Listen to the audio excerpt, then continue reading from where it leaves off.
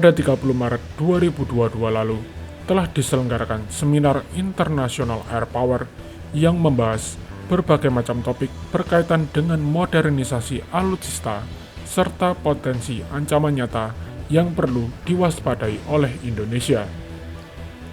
Salah satu pembahasan dalam modernisasi alutsista, Marsikal Muda Samsul Rizal beranggapan bahwa perlunya alutsista baru berupa pesawat patroli maritim untuk menggantikan B-737 Slammer milik Skadron Udara 5 yang telah beroperasi sejak 1980-an.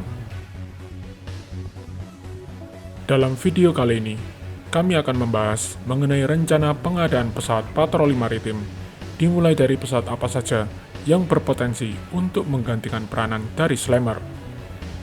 Lalu dilanjutkan dengan pembahasan mengenai spesifikasi dan fitur apa saja yang dimiliki oleh pesawat tersebut. Lalu di segmen akhir, kami akan membahas pesawat apa yang memiliki potensi lebih besar untuk mengisi kebutuhan TNI AU dan seberapa besar budget yang diminta oleh Kementerian Pertahanan untuk proses akuisisi pesawat ini. Mari kita simak bersama-sama. Penggantian pesawat patroli B-737 Slammer TNI AU sebenarnya telah dikaji cukup lama. Namun dikarenakan tidak adanya penetapan skala prioritas serta pergantian kebijakan di TNI AU, pengadaan pesawat AEW baru ini tertunda beberapa kali.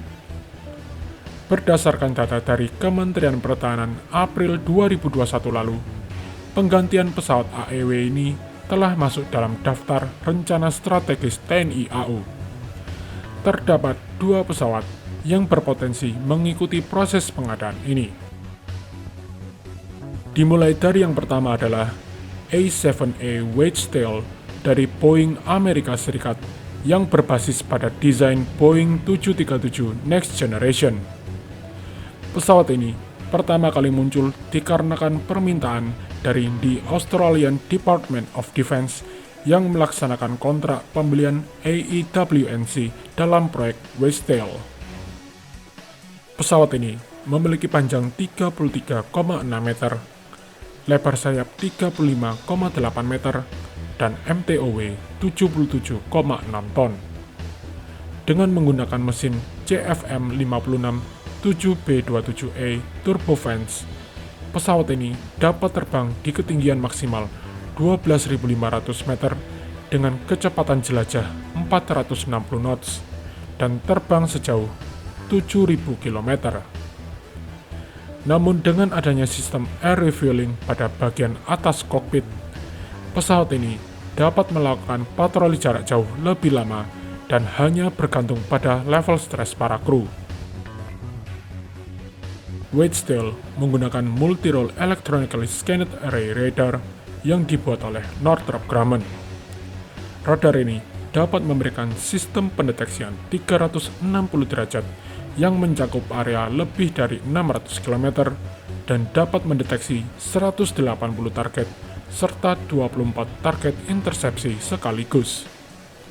Selain itu, radar ini dapat difungsikan sebagai ELIN yang dapat membantu merencanakan operasi dan identifikasi sistem lawan. Radar ini memiliki desain sedemikian rupa untuk meminimalisir gangguan aerodinamika. Dalam pasar internasionalnya, A-7A Wedgetail telah diadopsi oleh beberapa negara, dimulai dari Australia, Turki, dan Korea Selatan. Berdasarkan informasi terbarunya, Amerika Serikat juga akan mengadopsi pesawat ini untuk menggantikan peranan dari E-3 Sentry. Yang kedua adalah Saab 2000 REI dari Swedia. REI sendiri memiliki beberapa macam platform, dimulai dari Saab 340, Saab 2000, dan Embraer R99.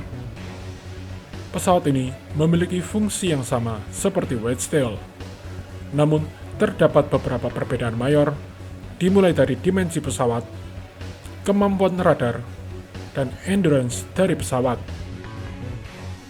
Pesawat ini diperlengkapi dengan radar AESA REI yang diperlengkapi dengan perangkat AFF dan memiliki kapabilitas pendeteksian hingga 450 km pada sudut 300 derajat. Tentu saja, radar dapat mendeteksi objek dengan akurat dalam segala cuaca dengan update rate yang sangat tinggi. Sejauh ini, REI telah diadopsi oleh beberapa negara sebagai berikut.